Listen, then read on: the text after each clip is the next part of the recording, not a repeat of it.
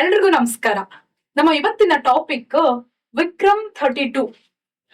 ಇತ್ತೀಚೆಗೆ science and ಟೆಕ್ನಾಲಜಿಯಲ್ಲಿ group C ಆಗಿರ್ಬೋದು, KPSC ಆಗಿರ್ಬೋದು, PSI, VA ಎಕ್ಸಾಮ್ಸ್ ಅಥವಾ PC ಎಕ್ಸಾಮ್ಸ್ ಇವೆಲ್ಲದರಲ್ಲೂ ಕೂಡ ಸೈನ್ಸ್ ಅಂಡ್ ಟೆಕ್ನಾಲಜಿ ಮತ್ತೆ ಎನ್ವೈರನ್ಮೆಂಟ್ ಮೇಲೆ ಕ್ವಶನ್ಸ್ ಜಾಸ್ತಿ ಬರ್ತಿದೆ. ಅಂಡ್ ನಾವು ಯೂಶುವಲಿ ಸೈನ್ಸ್ ಅಂಡ್ ಟೆಕ್ನಾಲಜಿನ ಇಗ್ನೋರ್ ಮಾಡಿರ್ತೀವಿ. ಅಂಡ್ ಸೈನ್ಸ್ ಅಂಡ್ ಟೆಕ್ನಾಲಜಿಯಲ್ಲಿ ಅಪ್ಲೈಡ್ ಸೈನ್ಸ್ ಎಷ್ಟು ಕೇಳ್ತಾರೋ ಹಾಗೇನೆ ಕರೆಂಟ್ ಅಫೇರ್ ರೀಸೆಂಟ್ ಅದರಲ್ಲೂ ಎಸ್ಪೆಷಲಿ ತುಂಬಾ ಇಂಪಾರ್ಟೆಂಟ್. ಯಾಕೆ Vikram 32 exam point of view important ಅಂತಂದ್ರೆ, ವಿಕ್ರಮ್ 32 ಇದು ಭಾರತದ ಮೊದಲ ಇಂಡಿಜಿನಿಯಸ್ ಮೈಕ್ರೋ ಪ್ರೊಸೆಸರ್. ಅಂದ್ರೆ ಆತ್ಮನಿರ್ಭರ್ ಭಾರತ್ ಬಗ್ಗೆ ನಮ್ಗೆಲ್ಲರಿಗೂ ಗೊತ್ತೇ ಇದೆ. ನಾವು ಯಾರ ಮೇಲೂ ಡಿಪೆಂಡ್ ಆಗದೆ ನಮ್ಮ ವಸ್ತುಗಳನ್ನು ಅಥವಾ ಸ್ವದೇಶಿ ವಸ್ತುಗಳನ್ನು ಬಳಕೆ ಮಾಡಬೇಕು ಅಂತ.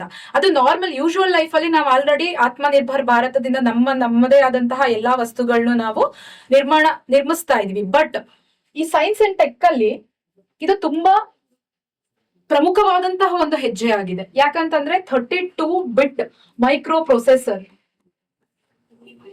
ಇದನ್ನ ಲಾಂಚ್ ಮಾಡ್ಬೇಕು ಅಥವಾ ಇದನ್ನ ಡೆವಲಪ್ ಮಾಡ್ಬೇಕು ಅಂತಂದ್ರೆ ತುಂಬಾ ಕಷ್ಟ. ಬಟ್ ಆದ್ರೆ ISRO, Indian Space Research Organisation ಅವರು ಈ 32 ಬಿಟ್ ಮೈಕ್ರೋ ಪ್ರೊಸೆಸರ್ ನ ಡೆವಲಪ್ ಮಾಡಿದ್ದಾರೆ. ಅದು ನಮ್ಮ ಭಾರತಕ್ಕೆ ಒಂದು ಕೊಡುಗೆ ಆಗಿದೆ. ಇದು ಒಂದು ಸಾಧನೆ ಅಂತ ಹೇಳಿದ್ರು ಕೂಡ ತಪ್ಪಾಗೋದಿಲ್ಲ. ಯಾಕಂದ್ರೆ ಎಕ್ಸಾಮ್ ಅಲ್ಲಿ ಕ್ವಶನ್ ಎಲ್ಲಿಂದ ಬರುತ್ತೆ ಅಂದ್ರೆ ವಿಕ್ರಮ್ 32 ರಿಲೇಟೆಡ್ ಟು ವಾಟ್ ಅಂತ ಕೇಳಬಹುದು, ಅಥವಾ ವಿಕ್ರಮ್ 32 ಅನ್ನು ಬಿಲ್ಡ್ ಮಾಡಿದವರು ಯಾರು ಅಂತಾನು ಕೇಳ್ಬಹುದು. ಅದು ಇಸ್ರೋ ಅನ್ನೋದು ನಮ್ಗೆ ಗೊತ್ತಿರಬೇಕು. ಸಾಮಾನ್ಯವಾಗಿ ಗ್ರೂಪ್ ಸಿ ಕಮ್ಯುನಿಕೇಶನ್ ಅಲ್ಲಿ ಮೈಕ್ರೋ ಪ್ರೊಸೆಸರ್ ಅಂದ್ರೆ ಏನು ಅಂತಾನು ಕ್ವಶನ್ ಕೇಳೋ ಚಾನ್ಸಸ್ ಇದೆ. ಮೈಕ್ರೋ ಪ್ರೊಸೆಸರ್ ನ ನಾವು ಕಂಪ್ಯೂಟರ್ದು ಬ್ರೈನ್ ಅಂತಾನೆ ಕರಿತೀವಿ. ಅದು ಕಂಪ್ಯೂಟರ್ ಅಲ್ಲಿ ಆಗುವಂತಹ ಕ್ಯಾಲ್ಕುಲೇಷನ್ ಆಗಿರಬಹುದು ಅಥವಾ ಅನಾಲಿಟಿಕಲ್ ಥಿಂಕಿಂಗ್ ಆಗಿರ್ಬೋದು, ಇಂಥ ಎಲ್ಲಾ ಕೆಲಸಗಳನ್ನು ಮೈಕ್ರೋ ಪ್ರೊಸೆಸರ್ ಮಾಡುತ್ತೆ. ಬಟ್ ಆದ್ರೆ ಈ ವಿಕ್ರಮ್ 32 ಮೈಕ್ರೋ ಪ್ರೊಸೆಸರ್ ನ ನಾವು ಸಾಮಾನ್ಯವಾಗಿ ಕಂಪ್ಯೂಟರ್ ಅಲ್ಲಿ ಯೂಸ್ ಮಾಡೋದಿಲ್ಲ. ಇದನ್ನ ನಾವು ಸ್ಯಾಟಲೈಟ್ ಲಾಂಚಿಂಗ್ ವೆಹಿಕಲ್ಸ್ ಅಲ್ಲಿ ಯೂಸ್ ಮಾಡ್ತೀವಿ. ಸ್ಯಾಟಲೈಟ್ ರಿಲೇಟೆಡ್ ಅಲ್ಲಿ ಲಾಂಚಿಂಗ್ ವೆಹಿಕಲ್ ಅಲ್ಲಿ ನ್ಯಾವಿಗೇಷನ್ ಗಾರ ಆಗಿರಬಹುದು ಅಥವಾ ಮ್ಯಾನೇಜ್ಮೆಂಟ್ ಗಾದ್ರೂ ಆಗಿರಬಹುದು, ಅಲ್ಲಿ ನಾವು ವಿಕ್ರಮ್ 32 ನ ಯೂಸ್ ಮಾಡ್ತೀವಿ.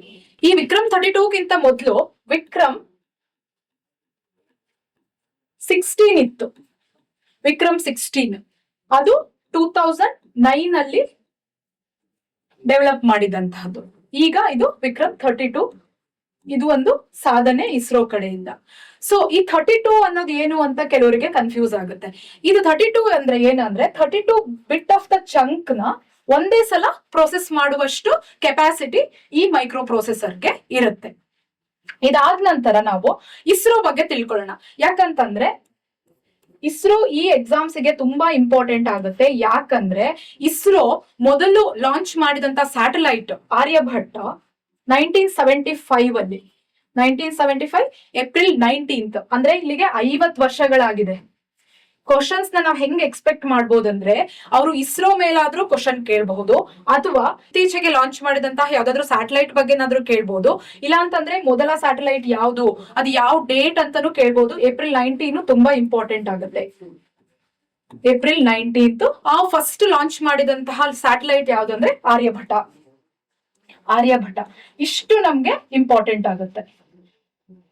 ಅಂಡ್ ನೆಕ್ಸ್ಟ್ ಇನ್ನೊಂದು ಇಸ್ರೋ ಲಾಂಚ್ ಆಗಿದ್ದ ಇಯರ್ ಕೂಡ very important exam point of ವ್ಯೂಗೆ 1969. ಇದರಲ್ಲಿ ಯಾವುದೇ ರೀತಿ ಕ್ವಶನ್ ಬಂದ್ರೂ ಕೂಡ ನಮಗೆ ಗೊತ್ತಿರ್ಬೇಕು. ಕೇವಲ ವಿಕ್ರಮ್ 32 ಮಾತ್ರ ಅಲ್ಲ, ಇಸ್ರೋ ಬಗ್ಗೆನೂ ತಿಳ್ಕೊಬೇಕು. ಮತ್ತೆ ಇಸ್ರೋದು ಫಸ್ಟ್ ಸ್ಯಾಟಲೈಟ್ ಯಾವುದು, ಅಂಡ್ ರೀಸೆಂಟ್ ಆಗಿ ಚಂದ್ರಯಾನ 3 ಇದ್ರ ಬಗ್ಗೆನೂ ಕ್ವಶನ್ ಕೇಳೋ ಚಾನ್ಸಸ್ ಇರುತ್ತೆ. ಚಂದ್ರಯಾನ 3 ಯಾವ ಅಂದ್ರೆ ಅದು ನಮಗೆ ಗೊತ್ತಿದೆ, ಚಂದ್ರನಿಗೆ ಸೆಂಡ್ ಮಾಡಿದಂತಹದ್ದು. ಅಲ್ಲಿರುವಂತಹ ಚಂದ್ರನಿರುವಂತಹ ಎನ್ವೈರನ್ಮೆಂಟ್ ಬಗ್ಗೆ ತಿಳ್ಕೊಳ್ಳಕ್ಕೆ. But south pole important. South pole ತುಂಬಾ ಇಂಪಾರ್ಟೆಂಟ್. ಇದು ಸಕ್ಸಸ್ಫುಲ್ ಆಗಿರುವಂತಹ ಒಂದು ಇಸ್ರೋದು ಸಾಧನೆ ಅಂತ ಹೇಳಿದ್ರು ತಪ್ಪಾಗಲ್ಲ. So we should remember all these regarding science and tech ಅಂತ ಬಂದಾಗ ಕೇವಲ ವಿಕ್ರಮ್ ಬಗ್ಗೆ ಮಾತ್ರ ಅಲ್ಲ, ಅದು ಲಾಂಚ್ ಮಾಡಿದಂತಹ ಇನ್ಸ್ಟಿಟ್ಯೂಷನ್ ಇಂಪಾರ್ಟೆಂಟ್ ಆಗುತ್ತೆ.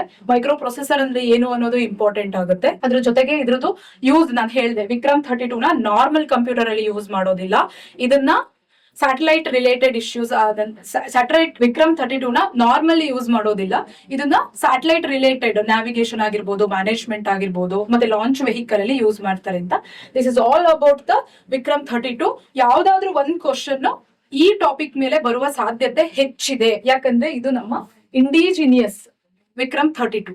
ಯಾವುದೇ ಹೊರ ದೇಶಗಳ ಸಹಾಯವಿಲ್ಲದೆ ಮಾಡಿರುವಂತಹ ಒಂದು ಮೈಕ್ರೋ ಪ್ರೊಸೆಸರ್ ಆಗಿರೋದ್ರಿಂದ this is very important exam point of view ಅಲ್ಲಿ. ಇದನ್ನ ನೋಡ್ಬಿಟ್ಟು ಒಂದು ಚಿಕ್ಕದಾಗಿ ನೋಟ್ಸ್ ಮಾಡ್ಕೊಳ್ಳಿ, ರಿವಿಷನ್ ಟೈಮ್ ಅಲ್ಲಿ ನಿಮ್ಗೆ ಹೆಲ್ಪ್ ಆಗುತ್ತೆ. That's all for the day. Thank you one and all.